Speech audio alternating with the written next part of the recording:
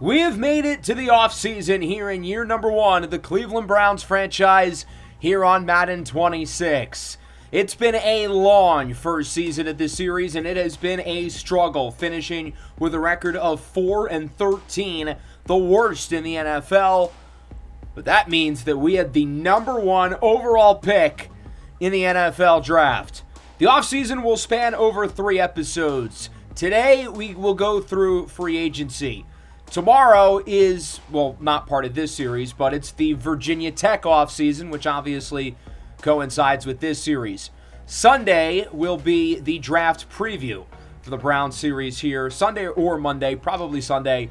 And then Wednesday, this upcoming Wednesday, will be the 2026 NFL draft. I will give a premiere time a little bit closer once I have a better idea of when that will be. I know you guys prefer for the offseason to be in 2 episodes, and I do plan on that being the case throughout this series, but since we had the number 1 pick, and this is my first full offseason with the Browns and Virginia Tech, I had a lot of behind-the-scenes stuff to do in terms of getting the right players to declare for the draft inside of the Virginia Tech series. That took a lot of work throughout pretty much the whole day today. As we take a look at our team through this season, again, 4-13. Not great. I think we got some good things, though, from Shedeur Sanders, and I would feel somewhat confident with him potentially starting next year if need be. Quinshon Judkins and Dylan Sampson look like a great running back duo. Jerry Jeudy and David Njoku both played well, and I'm hoping we'll get to see more from Harold Fannin, who had a rough rookie year but got better as the season went along. The offensive line, all things considered, really was not that bad, and then the defense, certainly ups and downs. We had our good moments and good players. Myles Garrett, Mason Graham, Grant Delpit, Denzel Ward, Greg Newsome, Carson Schlesinger all playing well, but a unit that really was not consistent and struggled for most of the season. Our linebackers in the second half of the year, after we traded Jerome Baker and Carson Schlesinger got hurt, it was rough. Joe Burrow and Patrick Mahomes amongst the top quarterbacks in the NFL this year per usual. Other guys who played really well include Jordan Love.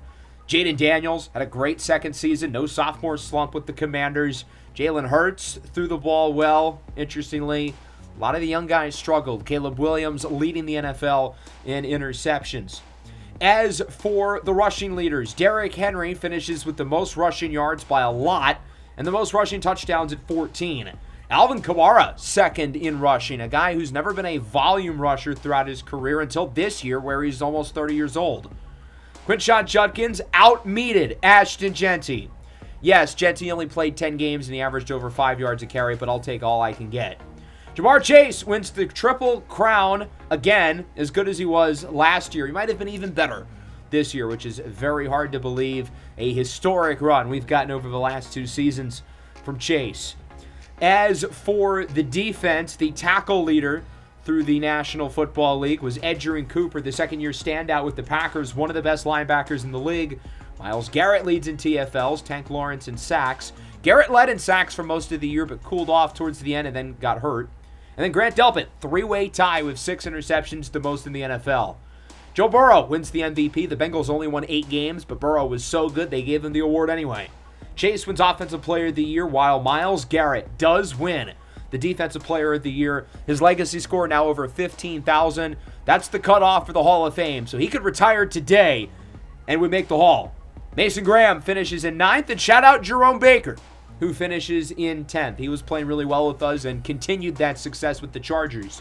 Marion Hampton, the Offensive Rookie of the Year, with Judkins in 3rd. Dylan Sampson in 7th. No Shedeur Sanders. Oluwafemi Oladejo wins Defensive Rookie of the Year with Mason Graham, Barrett Carter, and Carson Schlesinger all getting hurt. Devontae Smith, the Offensive Player of the Year in the NFC. Micah Parsons now with the Packers wins the Defensive Player of the Year. As for the Rookie of the Year, Matthew Golden takes it over Jackson Dart. I don't get this one at all. Dart propelled the Giants to a playoff spot. Golden didn't even have 1,000 yards. I would argue Jaden Blue, who had 12 touchdowns, was also better than Golden this year, but Dart especially, he got robbed. Jalen Walker, meanwhile, wins the Defensive Rookie of the Year. No robbery there. Walker finishing top 5 in the NFL in sacks. As for the positional awards, the usual suspects: Burrow, Henry, Chase, Quinn Miners, got a couple of guys on the top offensive line list. Myles Garrett wins the best defensive lineman. Jerome Baker wins the best linebacker. I know he's a Charger, but since he was so good for us, I almost feel like I want to count him as an honorary Brown.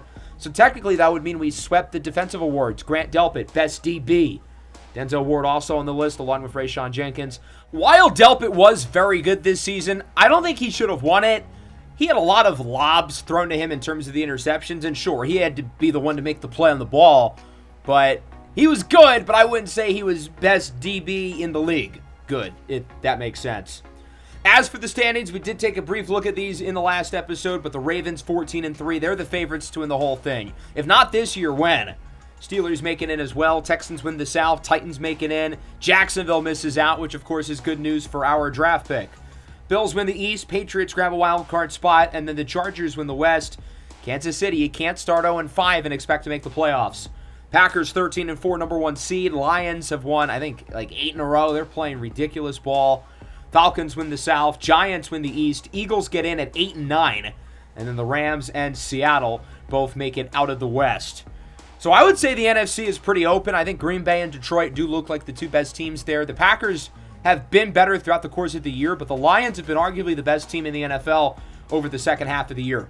Before we go through the playoffs, though, I do want to briefly go over the players who are in and out of the draft class.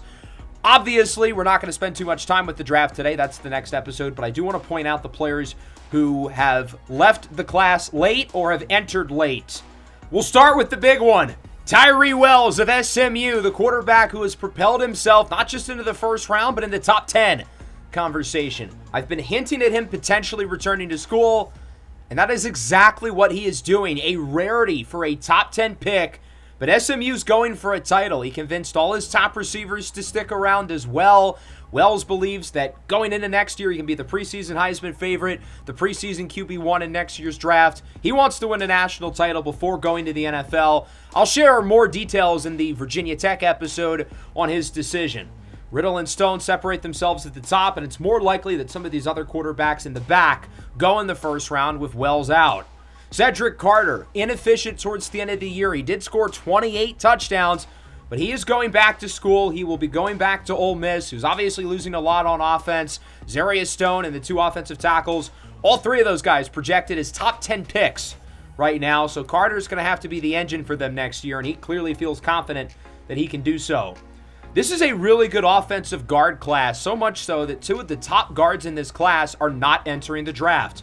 Perfection Winton of Alabama really struggled in the playoff. He had some bad losses, some bad penalties, and his stock took a major dip as a result. Not only will he not be entering the draft, but he's also not planning to return to Alabama. He will be entering the transfer portal. He is not the only one, however. At right guard, projected day 2 pick Maurice Shiroga from Georgia will also not only be staying in school, but he's also going into the transfer portal. So those two guys are going to be two of the most highly sought after players in the portal this offseason in the Virginia Tech episode. The other player who's going back to school is linebacker Parker Jackson of Penn State, one of the youngest players in this draft. We have two new additions to the class as well. Ryan Rodgers, a wide receiver from Michigan State at around 900 yards this year, 6'1", skinny, but he can really stretch the field vertically. Probably going to be a 5th or 6th round draft pick. And then the bigger addition is Georgia linebacker DeMarco Douglas. Not a guy we really talked a lot about during the college football playoff, but he's big, 6'2", 250 pounds. He's not the fastest, but he's quick. He moves really well in space. He can cover shiftier slot receivers. He can make tackles in the open field. He was a rotational player, though, at Georgia, so this is a major projection by the NFL, with him currently being looked at as a fringe second-round guy. With that, the draft class is now complete. You may remember from the Broncos series last year, we had a lot more guys declare late and leave the draft late. But one of the good things about the 10-year sim I did in the Virginia Tech dynasty and the fictional rosters is that I have a lot more control of which players declare. It's not just based on overall rating, but rather it can be based on production, overall draft stock, athletic traits, so on and so forth. Last year, for instance, in the first season of the Broncos series, Nick Scorton and Evan Stewart were both going to be top 10 picks. They both returned to school for their senior seasons. Maybe they wanted to win a national championship, which both of their teams did make the national championship that next year, so I guess they were right. But both of their stocks slipped quite a bit. Stewart ended up falling out of the first round entirely. Those guys would never have stayed at school if it was truly realistic. So I like that I have a lot more control of it, even though it took a large chunk of my time today making sure everything was correct. Now we can set ourselves up for the postseason. As I've said throughout basically the entire year, this feels like Baltimore's to lose, but I'd watch out for a red-hot team like Detroit in the NFC. So we'll go round by round. The Bills blow out Tennessee, Chargers in New England with wins. Shout out Drake May. The 7th-seeded Eagles knock off the Rams, while Michael Penix and Jackson Dart win their first career playoff game. So Detroit, who hasn't lost in like 2 months, goes one and done in the playoffs. As for the conference championships, the Ravens blow out New England. They will play the Chargers, who dominate Buffalo. In the NFC, an unlikely matchup between Michael Penix and the Falcons and the 7th-seeded Philadelphia Eagles, who upset top-seeded Green Bay. That would be a glorious hate watch. Well, the Cinderella run continues. It's David versus Goliath. The 14-win Baltimore Ravens and the 8-win Philadelphia Eagles in the Super Bowl. This has to be the largest margin of wins that 2 Super Bowl teams have ever had. Joe Burrow, Patrick Mahomes, Josh Allen, all in the Pro Bowl, while Lamar Jackson is playing in the games that actually count. A few young players here, which is always cool to see. Xavier Worthy, a guy who I've been super high on for a while. David Njoku makes it. We certainly love to see that. Am I missing something on the defensive line, though? Where is Myles Garrett? And where is Mason Graham? Yet they have Devin Bush, who had a bunch of splash plays, but, like, why is Devin Bush here? Jordan Baker makes it. I'll count it. He was on our team for half the year. And then Rayshawn Jenkins and Grant Delpit. So that's 4.5 Pro Bowlers for the Browns. And the funny part is they didn't include our actual best players. Coordinator's office, they want to highlight a player who had a good season. I would assume it's going to be one of the Pro Bowlers. I mean, who else would it really be? What if it's like Shelby Harris or something? That'd be really funny after all the talk he had about the... Whoa, it's Shador Sanders! Why? What? I mean, yeah, he was pretty good. Okay, I mean, we'll give him some flowers. He was pretty solid for a 5th-round draft pick. So much so that we're not ruling out the idea of him being the starter next year. But during Pro Bowl week, why are we hyping up Shador Sanders? What in the ESPN is this? We could be highlighting our Pro Bowlers, but no, we have to highlight Shador Sanders. Are we sure this is not first take? All right, Super Bowl time, Ravens and Eagles. How many points are the Ravens going to win by? I've been saying it all year. This is the team to beat. I will point out, no Derrick Henry. That's a big loss, but they have Lamar Jackson, who I think is the best quarterback in the league.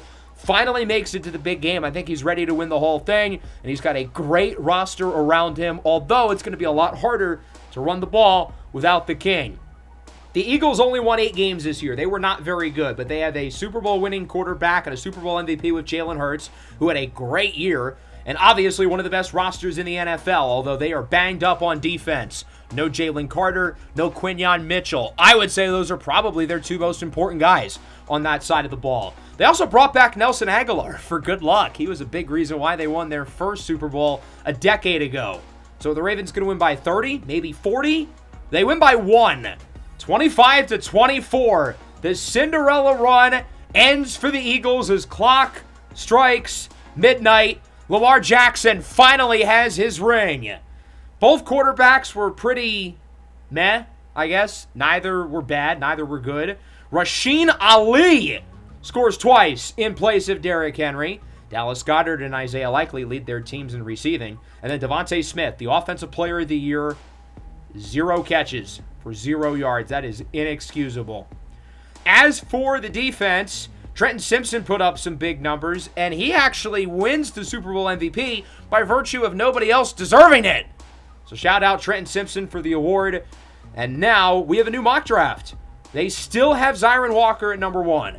We're not really going to dissect this mock draft too much because we literally have a draft preview coming up in the next episode. But it's interesting that they have Kieran Riddle falling to 4. Carolina passes on him. The Saints choose Zarius Stone over him. And then with our other pick, they still have us picking Lonnie Block. Why would the Texans pick Brendan Holloway? That makes no sense. But, okay. You do you, EA. Next on the agenda is retirements. And we are a pretty old team. There's a good shot we lose some guys. Notable names include Harrison Smith, Jordan Mims after just 3 years. I'm starting to notice that here in Madden, and it's not necessarily an unrealistic thing. Cam Hayward, Darius Slay retire. No sign of Aaron Rodgers, though. Cameron Jordan, Demario Davis. That ended up being a great trade by Baltimore. Kyle Van Noyen, DeAndre Hopkins retire as champs. Matthew Stafford retires. The Rams probably going to use one or both of their 2 first-rounders to get their quarterback. Doesn't help that Atlanta made the NFC Championship, though. Adam Thielen, Graham Glasgow, who actually had a really good year for Detroit. Russell Wilson finally retires. Trent Williams is done. First ballot Hall of Famer. Calais Campbell retires with the Colts. Keenan Allen, Levante David, and then here we go. Joe Flacco is done. DeMonte KZ, Cornelius Lucas, and the double-team king himself, Shelby Harris, have all retired. I don't think any of them were going to be back next year anyway, so it's not necessarily a huge deal, but shout out these 4 for partaking on the worst team in the NFL in their final seasons. Von Miller retires with the Broncos. How cool is that? Stephon Gilmore is done as well, also with the Broncos. The 2 of those guys retiring together on the same team is kind of crazy. Gilmore won a DPOY. It's kind of weird that Von Miller didn't win one, but he's certainly a Hall of Famer, one of the best of this generation. So after retirements, we now have the coaching carousel. Our defensive coordinator has a 0 job security %, which is honestly too high. So we are going to fire him. I felt like the coaching on the defense was rough. I mean, you guys saw our linebackers the second half of the year. That was brutal. Quarterbacks were running for 50, 60, 70 yards every week. So Benjamin Turner will be the new defensive coordinator. I'm hoping the secondary will still be productive. I felt like the secondary was pretty good last year. Obviously, Myles Garrett and Mason Graham did their thing, but outside of the actual good players we had in the front 7, the bad players seemingly never really got better, other than Jerome Baker, I guess, who we traded away and maximized value for. Coach's office, we're going to be talking with another one of the members of the staff here. I was hoping it would be our defensive coordinator, but it is not. As we look forward to the upcoming season, I want to get your opinion on how we can improve. In terms of the offense, I feel like I've got to choose we air it out. We're going to have a young quarterback starting in some way, shape, or form, whether it's Shedeur Sanders, Dylan Gabriel, or a rookie, and we need to protect whoever the quarterback is. Shedeur Sanders struggles under pressure. Dylan Gabriel thrives in the quick game, getting the ball out fast. And obviously, if we have a rookie back there, we're going to need the offensive line to look good. And there's a chance we lose multiple starters on the offensive line, given the amount of free agents we have. We've got like half of the roster not under contract for next year because we've had to sign so many players throughout the year due to injuries, due to guys struggling. This is literally half the roster, including Martin Emerson, who's I know listed as a kicker. We're going to switch him back to a corner finally. He, of course, was out the entire year with injury, but he is healthy. Jeremiah Owusu-Koramoah is healthy. That's a huge deal. And this guy is healthy, who will not play a single snap for us, but his cap penalty is still too high, so I cannot cut him. We'll start with David Njoku. It's no secret where my allegiance has lied with him. I tried to get an extension earlier in the year. It didn't happen. Career high in receptions, career high in touchdowns, nearly a career high in yards. For a young quarterback, having a valuable tight end like Njoku, whose development trait went up, by the way, is really, really valuable. We are going to have him back on this team one way or another, whether it's an extension or a franchise tag. He's 30. He relies on athleticism. He could regress quickly. I think I might be willing to do a 3-year deal, though, for the right price. 3 years, around 42. He says yes. So David Njoku and Harold Fannin will be the tight end duo for the next 3 years. I'm going to continue to find ways, unique ways, to use Fannin, whether it's 12 personnel, more reps in the slot, because I really want him to develop. But most of all, I'm excited we're keeping David Njoku. I thought he was the best player on the offense last year. He's gotten better as he's gotten older throughout his career, and he's going to be sticking around for the next 3 seasons here in Cleveland. We have to be smart with our money because even though our team is bad, we don't have a lot of cap space. I wonder why.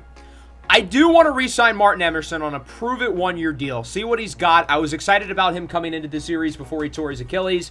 1 year, 6.5. He says no. He'll be testing the open market. The franchise tag is obviously far too much, so we are not going to do it. Otherwise, I offered most of our depth guys. Ronnie Hickman says yes. We were not very lucky overall, though. Ifeatu Melifonwu said no. Isaiah Bond did say yes. I thought he played well over the last couple of weeks. Had a kick return touchdown. Adeyufon Olufoshio says no. Mohamed Diobate says no. Ethan Pocic, who I thought had a pretty good season for us, says no. The punter, Corey Bojorquez, returns, though. That's a win. And then on the offensive line, I tried Tevin Jenkins first. He says no. Wyatt Teller was the backup option. He also says no. I didn't think we needed to bring back both guards because I think Zach Zinner's good enough to start next year, but I was hoping to get one of them, and neither of them say yes. So we only end up re-signing 4 players, but we do bring back Njoku, which was the top priority. Although I wasn't really ever worried about him. I was going to franchise tag him anyway, even if we did not re-sign him. Alrighty, on to free agency. We are losing a grand total of 26 players. That is close to half of the roster. A lot of combine storylines here on the right side of the screen. Quantavius Landers did not show up. Uh-oh. We'll continue to talk about those during the next episode, the draft preview. But let's look at free agency, where the best player is a kicker, Brandon Aubrey. Taylor Moton, Isaiah Likely, Devontae Adams headline the list. A lot of Ravens in here between Likely, Christian Wilkins, Odafe Owe, Ardarius Washington. Baltimore had to win it this year because they did not have enough money to pay all the guys within their core. Aaron Rodgers at 42 years old, surprisingly not retiring as the top quarterback here. Probably the only guy who would realistically be a starter next year.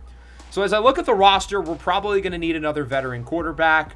We need more depth at running back. I did not re-sign Jerome Ford, so it's only Judkins and Sampson. Certainly going to need more depth in terms of the pass catchers, but the big need is the offensive line. It's an older group. I let a lot of guys go, even though they played well last year. Jack Conklin and Zach Zinner are really the only starters there. Defensively, I think we need another safety. Rashawn Jenkins I let walk. DeMonte KZ retired. Martin Emerson's a player I would like to bring back. And then we certainly need another edge rusher. The edge room outside of Myles Garrett was not very good. So we'll start with the offensive line. Taylor Moton and Trent Brown are both here, and they both look really solid. But Brown is noticeably cheaper, so I figure why not him? Given that he's 33 years old, I'd understand if he doesn't want to come to Cleveland, but the idea is that we're going to overpay him, give him as much money as he wants. If we're struggling at the deadline, we'll trade him away to a contender, and if we're playing well, then, well, he'll be on a contender, so he's not going to want to go. I do want to bring back one of the guards from last year, either Wyatt Teller or Tevin Jenkins. I think Teller makes a little bit more sense because Tevin Jenkins does want a longer deal, and with his injury history, I'd rather not. Ethan Pocic, I think, is a really good Band-Aid center. I'd like to have him back for 1 year. So those are the 3 guys who I think can fill out the offensive line. We only have $5.7 million left to spend, and there are still more moves I want to make. Luckily, we can cut guys and we can restructure guys. So I don't want to cut Deshaun Watson because the penalty is too high. But we are going to release Malik Collins. He didn't do a whole lot for his last year. We're already 3 deep at D-tackle. And then we are going to restructure a lot of guys. David Njoku, Greg Newsome, Denzel Ward. That'll save $11 million. I don't feel too bad about restructuring those guys. I know it's going to hurt our cap space next year. But we're going to have Deshaun Watson off the books after next year. So that saves up a lot of money in and of itself. Martin Emerson, I'm going to offer more money than I did previously, 1 year, $7 million. And then off the edge, Josh Paschal had a breakout season with Detroit, struggled to stay healthy early in his career with the Lions, but this year he stayed on the field and he finished with 9 sacks. He was really impressive opposite of Aiden Hutchinson, and I think he could be a good number 2 edge rusher, something that we really lacked throughout the year because that's not going to be Joe Tryon-Shoyinka, who we let walk. That's not going to be David Ojabo, who we let walk. It's not going to be Alex Wright, who's gone. Cam Thomas is not exciting. Isaiah McGuire's not really it. So we're going to offer Paschal 1 year, $13 million, and those will be the 5 offers for the opening free agency period. Martin Emerson is the only guy with another suitor, that being the Raiders. We do have the lead on him, though. So we're going to simulate through stage 1, and we land 3 of 5. Trent Brown, Martin Emerson, and Josh Paschal all sign. Teller and Pocic have not yet. The Steelers are now in on Teller, so I ended up upping the bid a little bit. And I still want some more money, so I'm going to restructure Jack Conklin and Isaiah Bond and Ronnie Hickman. That'll open up a few $1 million to go after a guy in Quentin Lake, who I think is a really underrated player with the Rams. Rashawn Jenkins was solid last year. I don't think he should have made the Pro Bowl, though, but I thought he was pretty good. We let him go. DeMonte KZ retired, so we need a replacement. I think Quentin Lake's not just going to be a replacement, but he's going to be an upgrade. So we're going to go after Teller and Pocic to fill out the offensive line, and then Quentin Lake to be the other starter at safety to pair up with Grant Delpit. After I simulated the week, we got some good news. All 3 of those players ended up accepting. The bad news, though, is that we have literally no money. $160,000 of cap space with pretty much nobody else who we can restructure. So there's not really any other moves that we can make. at the time being. Thanks a lot, Deshaun Watson. But overall, I think we had a pretty successful free agency. We filled out the offensive line. We brought back 2 good starters from last year, and we got an upgrade with Trent Brown. I'm not sure who between him and Conklin will play left tackle. We improved the secondary with Quentin Lake, and then Martin Emerson was already here, but he didn't play last year, so that is an improvement in and of itself. Taylor Moton to the Raiders, Isaiah Likely to the Commanders. Wow, that's a big get. Staying in Maryland. Devontae Adams takes the Cooper Kupp route. He goes to Seattle. Christian Wilkins stays in the division to the Bengals. Etienne to the Steelers. Odafe Owe to the Raiders. If we had more money, he's a guy I would have been willing to pay a lot to. He had 13 sacks this year. I would have been willing to do 4 years, $85, $90 million for him. He's a guy I would have really gone after. The Cardinals are now the unction. They had Tyler Algier, Mike Evans, and Jalen Warren. Darius Washington is another player I probably would have pursued, him or Andre Cisco. Washington to the 49ers, Cisco to the Titans with Hollywood Brown. I would have probably gone after another receiver as well if we had money. Christian Watson to the Bengals. I could totally see him resurrecting his career there. Chidobe Awuzie to the 49ers, and then Aaron Rodgers re-signs with the Steelers. That actually makes a lot of sense for both parties. It was a pretty successful year for Rodgers there. They made the playoffs. The Steelers are probably still going to try to get a quarterback in the first round this year, but now they don't have to force him in. So Rodgers sticking around is really the best thing that could have happened to them. Mac Jones to the Rams. He's the starter for now, but with 2 first-rounders, I imagine that'll change pretty soon. So that sets us up for the draft preview coming up. Normally, this is where I would make trades, but I think I'm going to save them for the draft episode to add some more suspense. Going into the draft preview, we've got picks 1 and 18, along with 3 other selections in the top 100. The Combine has now passed. I've reordered the players based on their Combine performances, some guys based on their playoff performances. I'm excited to go over what the draft board looks like and all the possible scenarios for us, not just with the first pick, but with our other first-round choice and the other selections we hold throughout the draft. So that'll wrap up the episode. I know it was a short one today, but I had a lot of work to do behind the scenes, mainly on College Football 26, getting the right players in the Virginia Tech dynasty to declare for the draft. That way we can not only move forward with the offseason here, but also in the Virginia Tech series. That video will be uploaded tomorrow, and then the Browns offseason again next episode Sunday or Monday. So again, make sure to leave a like, subscribe, hype the video, do all that fun stuff. Peace out.